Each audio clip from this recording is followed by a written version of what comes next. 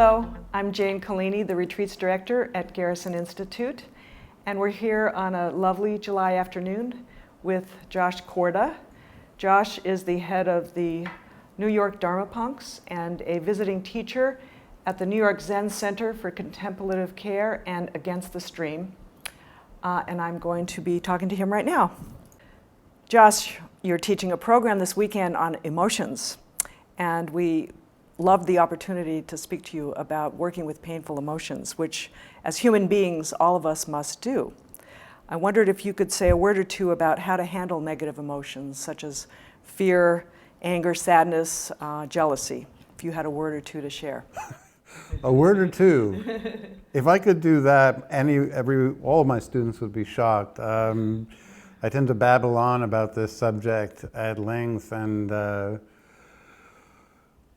well, I think that just to pare it down a bit for some of the people that will be tuning into Garrison Institute, perhaps one of the big issues that we'll be addressing this, or I'll be attempting to address amongst others, is that one, there is no magic bullet. This idea that there's a single practice that we can do to regulate emotions that have either been repressed for a long time and are dysregulated, or are activated by traumatic events or by really frustrating events in life. It's not unusual for spiritual practitioners, some of which will be joining us this weekend, to sort of hope that they can do it on the cushion alone.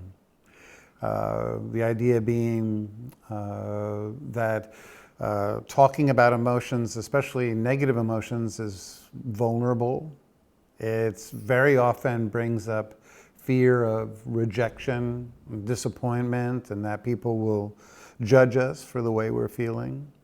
And so many people, interestingly enough, start a spiritual practice hoping that they can bypass interpersonal work and hope that there's sort of a thing that they can do alone.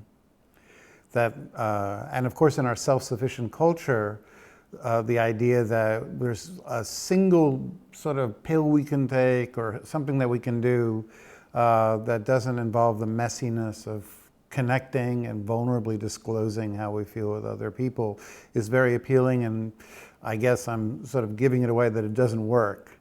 That meditation and spiritual practice creates a way we can hold, and rather than repress or act out emotional impulses, we can actually learn to explore and investigate. But the actual process of discharging or alleviating those emotions and understanding them requires the vulnerable path of interpersonal connection and communication. Thank you. Yeah. You mentioned hold. Other times you've mentioned creating a spiritual container. Mm-hmm. Could you just tell us a little bit about what you mean by that? These are wonderful questions, and they so hit at the heart of the teaching that I'm trying to strategize a way to answer it as succinctly as possible. A safe container is a way to investigate experience without repressing it, pushing it away, distracting ourselves from it, which is one strategy that we normally do in life when we're experiencing something difficult. And the other way we normally deal with unwanted or difficult feelings is by acting it out. So if we're feeling angry with someone, we could either run to Netflix or binge on food or shop or do something that essentially creates a replacement feeling. Mm-hmm. We binge on food to release dopamine to make the anger go away. Or we might displace the anger onto somebody else. If we're angry with our boss, we might go home and yell at somebody in our family, or we might take it out on a complete stranger on the road, or we might just try to vent it some way. So what we're not doing is we're not actually exploring anger. We're not learning about it. We're not investigating it and seeing how it works. So of course, part of the Buddha's teachings emphasizes mindfulness, which is a way to turn one's attention inward and see, okay, what is the breath like when I'm angry? What is the body like? What are the feelings? How does my attention jump back and forth? What are the basic components of anger? When I can do that, I can actually then address each of the components one by one. When I'm angry, the breath is really shallow and fast, almost like I'm hyperventilating, then I can change that breath to be much longer. And I'm still angry, but I'm not now pushing it away, nor am I acting it out. And then I'm beginning to relax the body, soften the belly, relax the shoulders. Then I'm beginning to see, how else does anger play out in feelings? And I address it one by one, all the components.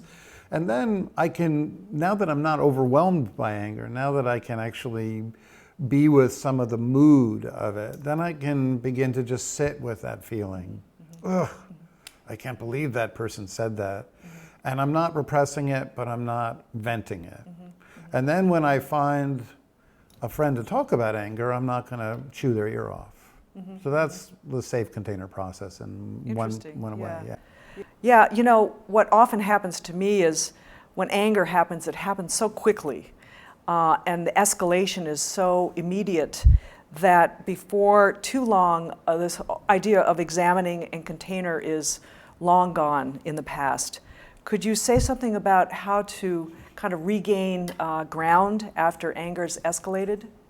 Well, first off, the more it's a wonderful point that because, of course, anger is a very basic emotion that's rooted in survival, and the survival circuits that activate or are the underpinnings of anger are midbrain, so they're very fast. And when we start to feel that in the body, that fight impulse, we can very quickly just add in to the story. One thing that helps prevent that jumping aboard the train and being immediately joining the impulse and being carried away, of course, is practicing body awareness throughout the day. The more I'm aware of body activations, the more early on when anger starts to arise, I can catch it quicker. So I'm not just, when it's finally arising, I'm like, oh, I'm angry, and then I'm going to explode. So that definitely helps. The Buddha said that the portal to awareness is always through the body. And the foundations of mindfulness and the foundations of the path itself are always starting with the body. One reason is because the thoughts tend to reactivate us. Can you believe what that person said? I'm going to tell everybody. I'm going to, gossip. I'm going to scream. I'm going to, do something about this. The thoughts keep us in, and they actually feed, in many ways, the flames. Because basically the left hemisphere, the thought-based part of the mind, wants to be in control, and it doesn't care if it keeps us angry. It just wants to be in control and think. So to train the mind to go back again and again to, okay, what's the breath like? How can I relax the breath? How can I relax the jaw? How can I relax the body? It's always again and again, primarily at first, a somatic engagement. And then from that, we build upwards from the body up to, the just feelings in the chest, in the face, them changing maybe the facial expression, looking at the mood, how does it play attentionally, what's going on with my attention, am I jumping back and forth, is my mind spacious or very contracted, and then finally, looking at the story, is there another way I can frame the event, etc. Yeah, that's very interesting. Mostly you've talked to us about how we can work with ourselves with powerful emotions. I'm wondering about how we work with other people. Do we need a trusted friend? Do we need a teacher? Sometimes it feels that being with another human being and expressing our feelings is a very important part of working with the emotions. Maybe you could say a little bit about that. Yeah, there was a wonderful study in Chicago where they compared various different modalities of therapy. And they found that at the end of the day, what can be categorized as progress, which is essentially a reduction in markable characteristics and behaviors like suicidal ideation, despair, incidents of depression, incidents of insomnia, etc. The central factor in what makes therapy work is empathy, an empathetic connection. And this plays into what we now know from therapists is different from people like Heinz Kohut to Peter Fonagy to all the great 21st century therapists, Diane Fosha, et cetera. They all talk about the core importance that somebody feels that they're talking to somebody who's empathetic. If I was going to break that down to share and disclose a painful feeling, a negative emotion, something that maybe my parents rejected and other people have told me is unattractive. I need someone who's emotionally attuned. They're going to pay attention. They're not going to be thinking about, what they did yesterday or planning. I need someone who's going to be sympathetic. They'll listen. They'll put aside their judgment, and they'll just simply understand my perspective. And empathy is the willingness to slightly feel what somebody else is feeling. It's the nonverbal emotional connectiveness that allows me to, when you're sad, to feel your sadness, and when you're angry, to feel some of your anger. And when I'm empathizing with you, I'll visually signal that back to you. And even though intellectually you won't know it, emotionally, your right hemisphere will read that I'm empathizing with you. And when I do that, we are completing the circuit that allows for emotion regulation. And we're also completing the circuit that starts in the very beginning of human infancy. When children are born, the way they communicate with parents is not through language, it's through the expression of emotions, which are nonverbal. A child communicates her discomfort or her hunger or her fear through sounds and body language. And when the mother is attuned and empathetic, the child becomes alleviated. So this need we have starts at the very beginning of life, and it never goes away. Interesting. We've been mostly talking about dealing with emotions on a personal level, but in this day and age with the violence and global problems that we experience and some of the political battles that are being undertaken right now, I'm wondering if you have any advice for how we transfer that personal understanding into a more systemic awareness. Well, on the one hand, anger in its most useful expression, one, it helps us establish boundaries in our interpersonal lives.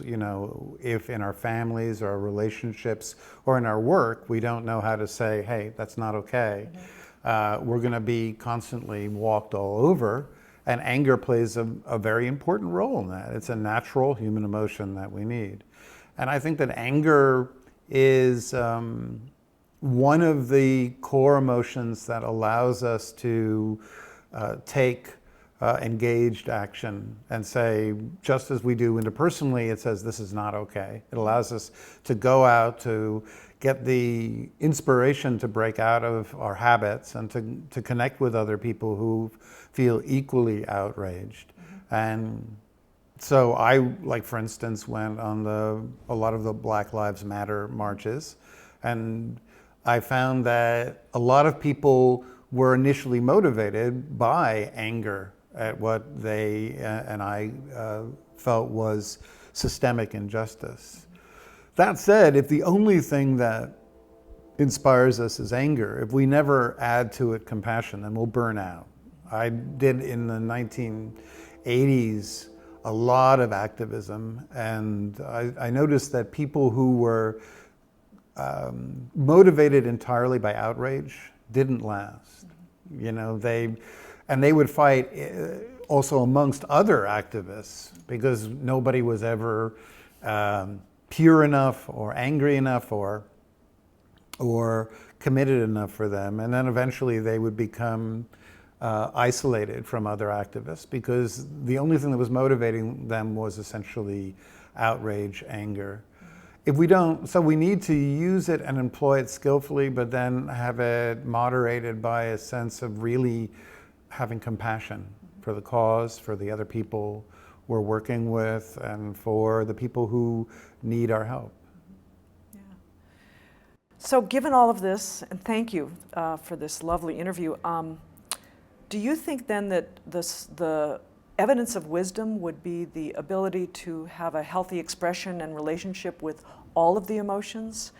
What qualities or characteristics would you associate with someone who embodies wisdom?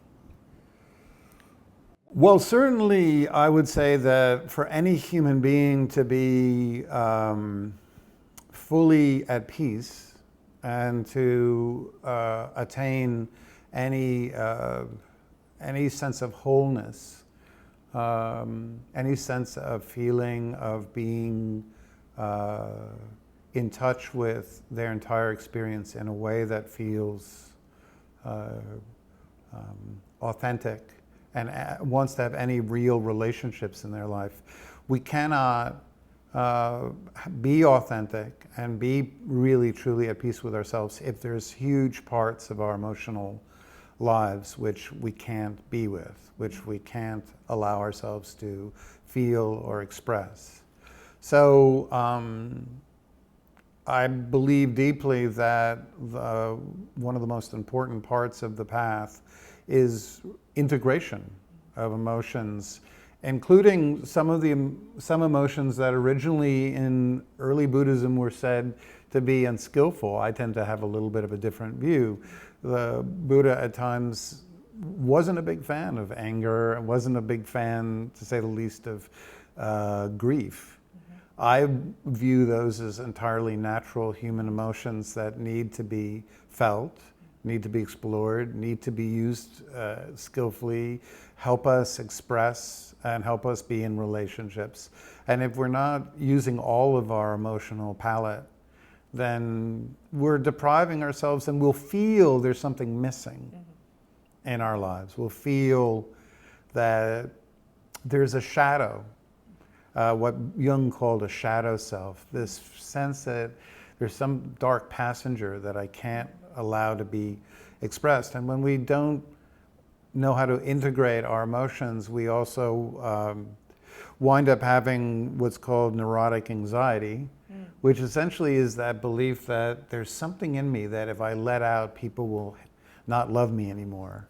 And neurotic anxiety leads to other forms of anxiety, decompensation fears, fears of losing one's mind, fears of falling apart, because we're basically saying, I can't be with this experience.